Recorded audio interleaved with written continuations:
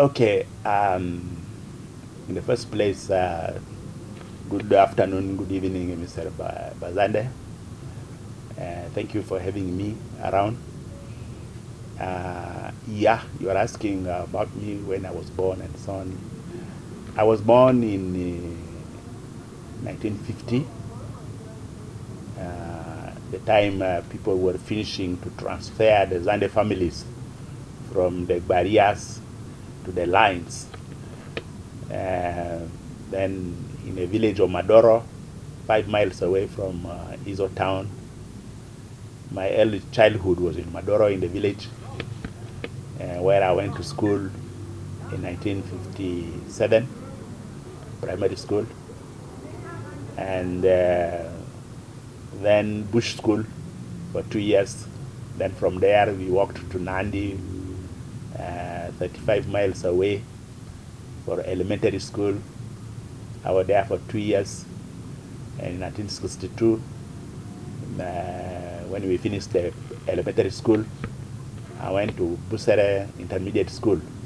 It was Busere Seminary of the Catholic Church, where I was for 5 years. And 1965, during the Nigerian War, the Arabs came to shoot at us in the school. So we dispersed, and I was picked up we were picked up with others, with a few others, by the Anyanya fighters. And we traveled many months through the bushes of South Sudan until we reached the Congo. And then I was in Congo for 1 year in Bunia. Then from there I went to Uganda, where I left the seminary and joined secondary school. I finished secondary school in 1972, and in 1973 I went to the University of Khartoum. Okay, when I came back to Juba after graduating from the University of Khartoum, I joined the University of Juba as a teaching assistant. Then in 1979 I went to France, where I pursued both a master degree and a doctorate degree program. That took me 6 years up to 1987. Then in 1987 I came back to Sudan, and I was a lecturer in the University of Juba. And you might be interested to know that that was the time I also got married in 1978. And since then I've been married. Yeah, about the liberation struggle, actually every mature South Sudanese, the majority of them, were angry by the way the regime of the Arabs were treated the South. That one goes without saying. So everyone was angry, and everyone was looking for a way for liberation. The liberation started when I was still doing my doctorate degree in Paris. And by John Garang, we heard about it. We were all sympathetic. Then when I came back, it took me some time, because I decided to join the movement actually when I was there. But because I was not married and I've not founded a home, so I thought first to come and do that. Then as the war intensified, it was a bit difficult to go. But then fortunately, by God's plan, it so happened that I found myself in Yambio the time the SPLA came to capture Yambio. So when they captured Yambio, we fled, of course, to escape crossfire. But then we reported back to town, John Garang. I was in company of our old man, General General Samuel Abujon Kabash. We joined the movement together with him, and plus a few others. Then, of course, he was already a general. The rest of us, we were raw in the military. So we went for training. We did a long training in Eastern Equatoria for more than a year. Then, when we were graduated, General Abujon went back to Western Equatoria. Me, I was deployed in the headquarters, general headquarters of of our chairman, Dr. John Garang Mabio, and that was where I was. I visited Yambio many times, and yeah, I was impressed by the administration then in Yambio.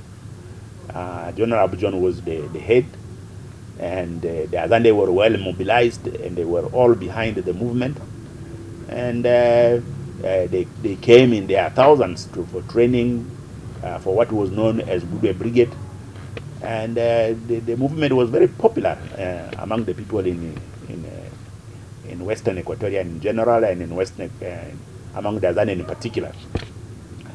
And in the whole of Zande, there was a real administration. There was security.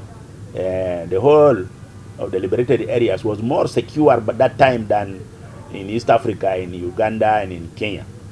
And in Kenya, when you traveled, you were unsafe and so on. But once you entered South Sudan, you were safe and you can travel at any time and so on.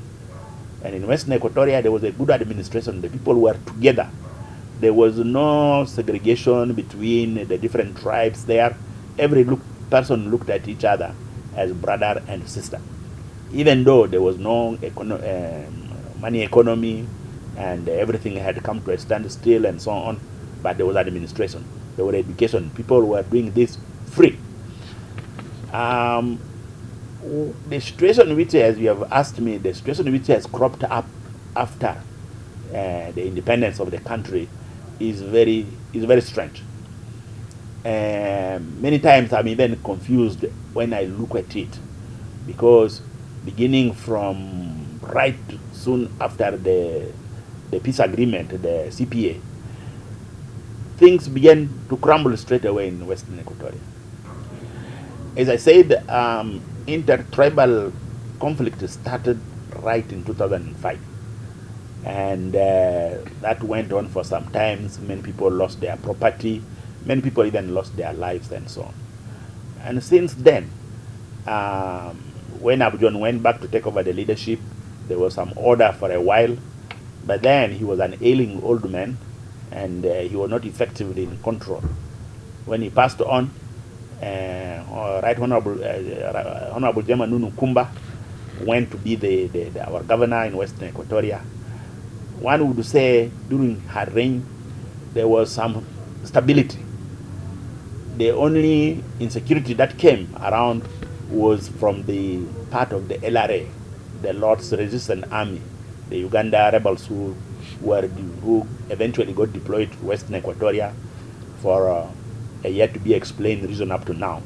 So they caused the mayhem, but between the people and the forces and the communities and so on, there was a stability in Western Equatoria.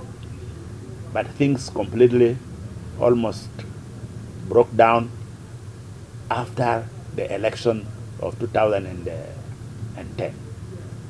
Before the elections, there was some stability, but soon after the elections, beginning with the elections, things went into disarray. People broke up into pacts, into groups, political groups. The elections seems to have induced a feeling among the people of division in all quarters, both among the elders, among the youth, among the communities, even within the churches, and so on. And that confusion which started at that time seems to have become entrenched in the state. And even up to today, up to as we talk, things have gone from bad to worse. And although some people have tried to bring harmony and so on, things have gone from bad to worse. The worst one, of course, is the current conflict between the Balanda and the Zande in Tumbra. Two communities which have lived forever from time immemorial,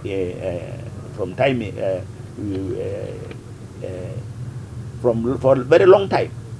And why now they came to regard each other as enemies and began to slaughter each other, killing children, killing women, eviscerating the bowels of women and removing unborn babies and all that kind of thing.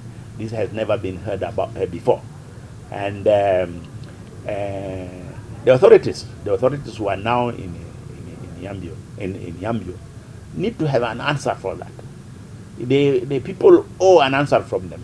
Why is it happening now? Why did it not happen before? So that's a very sad situation. And even as we talk, we really cannot see at the end of the tunnel what is the right solution to solve that problem. When people go there, they will say, people always, oh, there's no problem, and so on.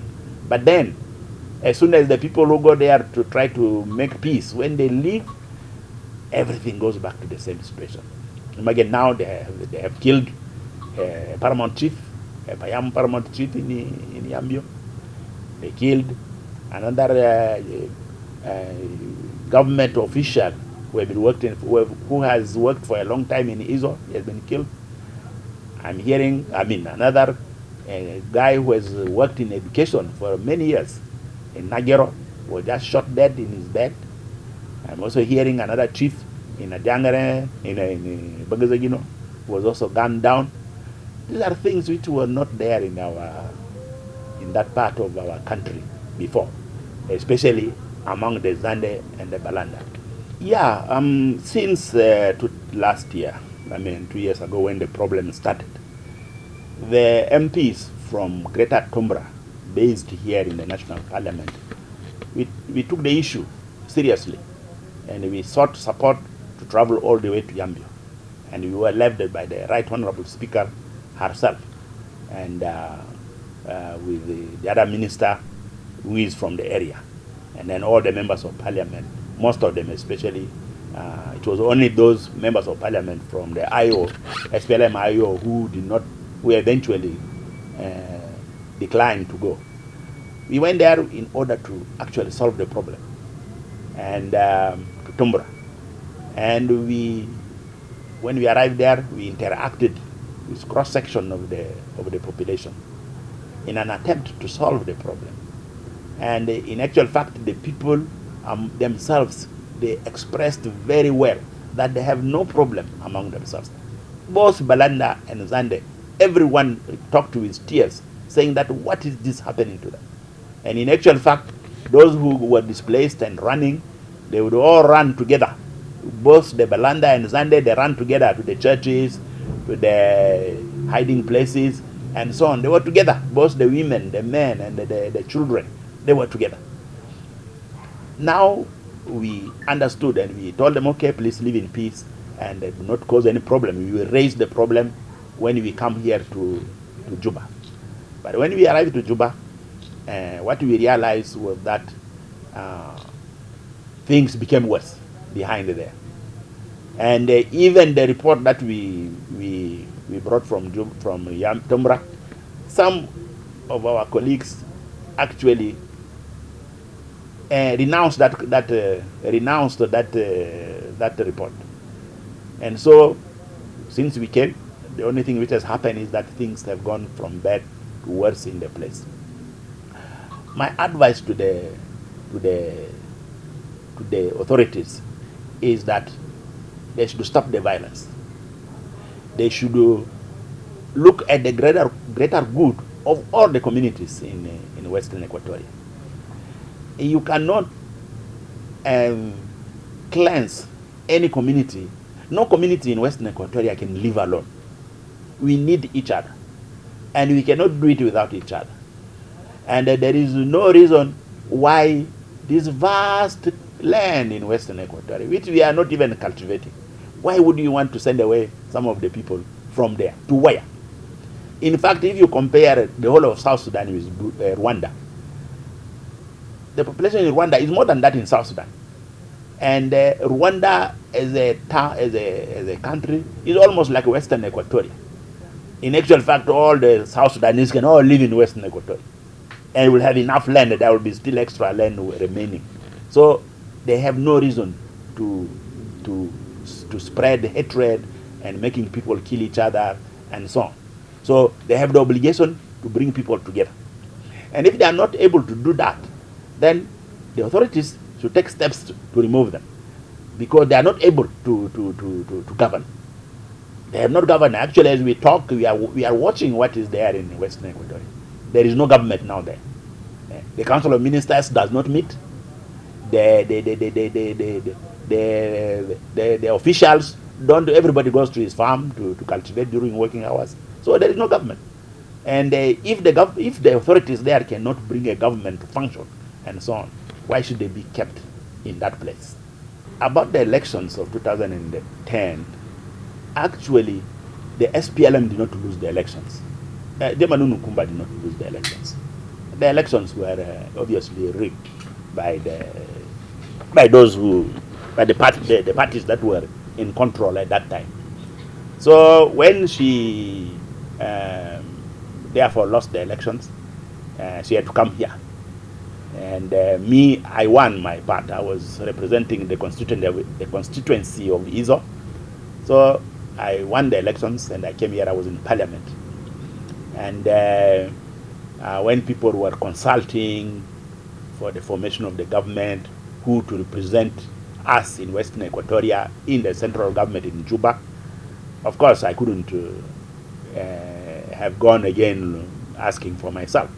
I knew there was a capable person who could represent us well, even better than I could, who was moreover a lady. And it is the core policy of the SPLM to empower the ladies. So we knew there was a powerful lady around and so on. So we did recommend Jemma Nunu Kumba to the president to appoint her as minister. But actually, he already had that in mind anyway. So it was not really a new thing for our president to appoint her. So when she was appointed, we were all happy. We knew that we are being represented properly, powerfully in the government. Because it is not just appointing someone from your area to go and be in government. You have to appoint, to struggle for someone who will go and not be bring you shame, go and underperform. We knew Jemma Nunu Kumba would do it better than me, and better than most of us, the men who are around. So she went there actually really in her own right as a performer.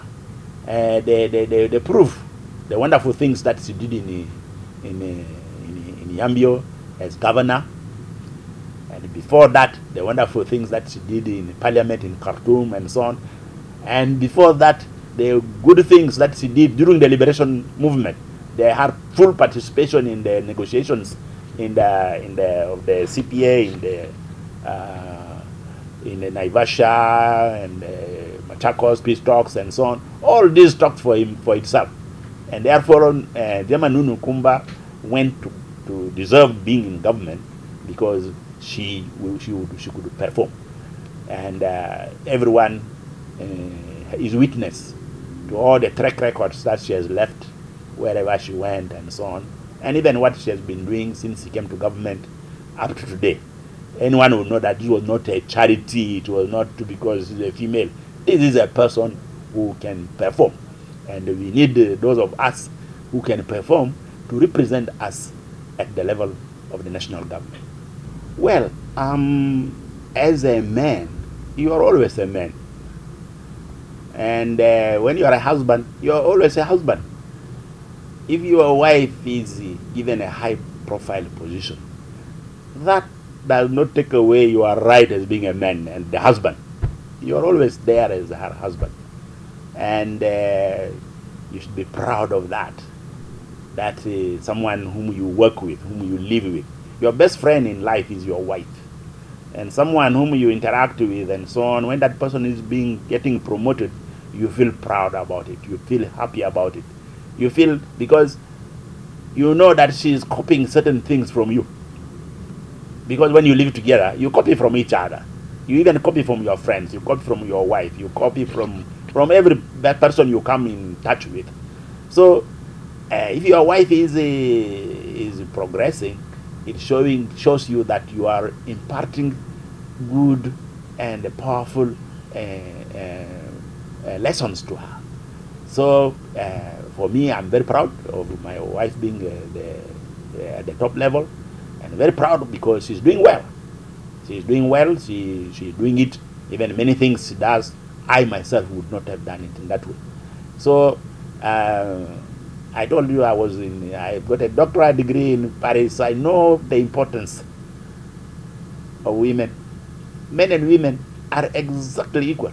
There is nothing. There are very clever men, there are very clever women. There are very foolish men, there are also very foolish women. Women can make it better than the men, and for me, I value an individual not by what gender he or she belongs to, but by what comes out of him, what comes out of the mouth. That is what I value, and that's what I value in Honorable Mama Nunu. I wouldn't encourage her to be in the leadership if I knew she would not do it. I wouldn't. I encourage her because I know she can do it, and as I repeat, she can do it even better than I can do. And therefore, there are many things I can do much better than she, of course, yes. But in this area of leadership, political leadership, she's doing well, and she will do much better than I. Now, in my advice to my colleagues, men, is that we all have heard that women empowerment is very important. And we all rehearse it every day, that, oh, women empowerment in our speeches and all this kind of thing. It is true, without women empowerment, countries where women are not empowered do not grow. They remain stagnated most of the time. So we must empower our women. And if we have to empower them, we must not be the ones to stand on their way. You want to empower your children, don't stand on your way. You must give them assignments. You must open the way and open the field for them so that they can also excel and show what they are made of. You cannot judge a child, the potential of your child, if you are the one every day doing the work. Yeah? You are going to the farm to grow crops, it is you growing always. You don't give him the hoe. You judge his potential when you give him the hoe and let him see. When you give him an assignment, say, go and do this. Then when he does it, then you say, oh, my son has got this potential. This is what we need to do. Let us not be threatened by progress of women. Women must be there, and they are created by God to do something here on earth, and we must not be the one to stand on their way to prevent them from doing what they were supposed to contribute to the human race. And when she excels, it doesn't mean that she has taken away your manhood from you. You are still the husband. You are still called the husband of. I am still called the husband of Jemma Nunu Kumba, and no one is going to change that. So why should I be jealous about her? Why should I stand on the way for her to progress and so on? I advise my colleagues, especially the younger generation, to do that. Get the women and empower them. That is very important. Not only open the way for them, but try to help them so that they can progress. The more they progress, it is you who will reap the benefits. And you sit down and just enjoy those benefits. Yeah, for our young people, my advice is that you grow through the processes. The time you must be child, the time you become adolescent, the time you become a young adult, and at the time you become a married person, and so on. As you grow, take your time to build yourself. Don't try to jump the stages. When the time comes to get married, get married. Look for a man or a woman whom you know you can live with. Usually, don't look for the ideal woman. You will never find one.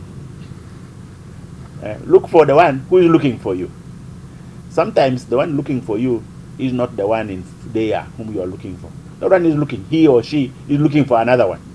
Maybe the one who is looking for you is the one near here. So look also around to find out who is here who can be a woman, a wife, or a husband. And once you identify one who can go with you, and you have made some testing, and you know that your mentalities are going together, get married for the worst or for the best. Good wife or good husband does not come right in the beginning. Good wife or good husband comes as you continue living together and building that family and building that love and nurturing it. Sometimes, like the Muslims say, loving yourself before or loving yourself after marriage, in the case of arranged marriages, there is no difference. If you love yourself before and you marry, love will ever stay in your family or it will go and you divorce. If you didn't love yourself before, you can come together and you build love in your family, and it will either stay or it will disappear, and also you will divorce.